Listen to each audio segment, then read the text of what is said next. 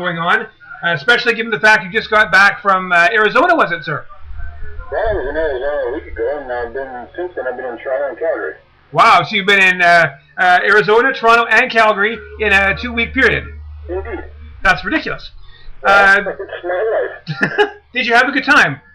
Yeah, I did. Excellent. That's good news. Well, the reason I wanted to talk to you tonight, Leo, is because we published this your blog post last week about your trip to Arizona, and I thought it was really interesting, especially some of the comments you made comparing Arizona to Canada, and sort of the way you see that. I particularly thought it was interesting the way you said Vancouver, trying to be a world-class city, is really falling short of that particular bar. Having been to Toronto and Calgary, are things any better over there? No, I would actually say not. I would argue that for the most part across Canada we're seeing much the same thing. And Toronto's having, as you know, Fred, more and more problem with gang violence. They're having, the shooting du jour. They had a very highly publicized case last week where two just guys were shot as they were watching a basketball game, sort of a pickup game in the local park type of thing. The gang violence is going crazy, and then we have the loopy left mayor of Toronto, David Miller, saying that he wants to ban handguns in the city. In fact, last week they had while I was there, they had a vote in council to ban gun clubs. So they're banning legitimate use of weapons, but doing absolutely nothing to curb the illegitimate use of weapons. That's interesting. I've heard about that situation of Toronto. I must say, I'd much rather live in Vancouver than Toronto. That said, though, you think maybe living in Phoenix might be better. You think that maybe Vancouver should be taking some lessons from the Arizonans? Well, what I am suggesting is that, there's certainly some dodgy areas in the Phoenix metropolitan area as well. Don't forget, Phoenix is roughly twice the size of Greater Vancouver. So there's no question they have the crime problems as well and the gang problems. The difference is how they're dealing with it. And what I couldn't help but notice, and I was struck by the fact that, I think I mentioned in my column, the red light cameras at Shea Boulevard and Scottsdale Road.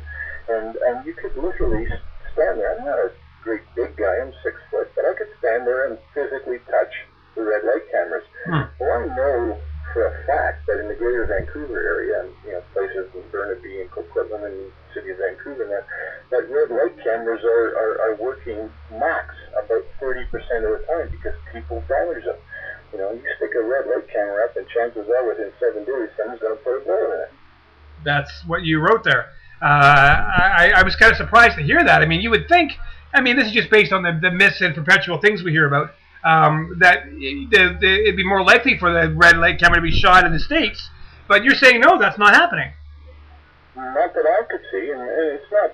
Phoenix is not the only place I've been in the last 12 months in the United States. I've been over in a number of major metropolitan areas, and what I'm seeing in the United States, and granted, it's a gradual shift, but the shift is occurring from the lawlessness that we saw in the 80s, the shift after New York's venture with Rudy Giuliani as mayor, when he brought through the broken windows and he showed such tangible results. But a lot of other areas are going that route. They're cleaning up their city. They're having their law enforcement people tackle everything. You tag a wall, you get busted. You're going to go in front of a judge. You jaywalk, you get a ticket. They're hitting the little things, the minor things, and what we used to call the quote chicken shit of them death unquote things. They're hitting those things, and they're forcing people to tread the straight and narrow, as it were.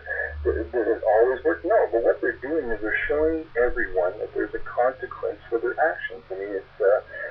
What a novel concept. It's how you train your children, that if you break that lamp, then you're going to get a time out, and all of that sort of stuff. Well, actually, that's exactly what's happening. I'm seeing it in more and more American cities all the time. I read that, and I was very impressed with how you were comparing the difference. You jaywalk, you get a ticket. You breach your probation, you go back to jail. You get sent to Rikers. Very true. Here, you're right. If you breach your bail conditions, then you get more conditions. If you breach probation, try some more probation. And basically, you're trying to say that it seems we're giving the dope dealers, the thieves, the criminals a break, trying to get them to be a valued member of society, and basically there doesn't seem to be any consequence for an action. And then you're saying down there they seem to have adopted the opposite mentality. Even jaywalking is considered a serious enough crime to get a ticket. Well, I mean, let's be realistic. I mean, you have to do something very, very egregious to actually go to jail in Canada. There was a story. I was in Calgary on what day is it today? I was in Calgary on Friday morning, and the front page, the main great story in the Calgary Sun was about a child pedophile, a child sexual assaulter who got a year in jail. A year. You know, I can't even get my head around that. Like, if that's the biggest penalty that the guy's going to get for that type of crime, what deterrent is there for him? You know, why would he not go out? Given the fact that you know, 9% of the time you won't get caught, what deterrence is there for people to go out and be predators on children? No, I would say none. And that is probably why we have some of the high crime rates that we do have. But there is a certain mentality, though, isn't there, Mr. Knight, that sort of we don't really want to. How do I say this right? I mean, I guess there's a certain mentality wherein Canadians don't want to be associated with Americans who kind of seem to have a much harder stance on certain things. Canada seems to be a more freer, more open society, or so we wish to believe. Do we really want to be in a situation where places like Vancouver and Toronto are taking lessons from somewhere like New York?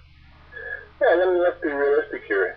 We have taken the soft approach in Canada, and we have things like you saw Vancouver Chief Jim Chu last week, and you know, having a press conference, and Rob Rothwell, the inspector, was out. He was in charge of the chronic offender program. He was trying to shed light on the fact that we have so many chronic offenders who are Yes. on their 100th, 120th, 150th, 180th. I wrote a column in the Vancouver Province 2 years ago about a guy, and I sat there and I watched his 189th conviction hands down to him, and I watched the judge give him 14 days in jail.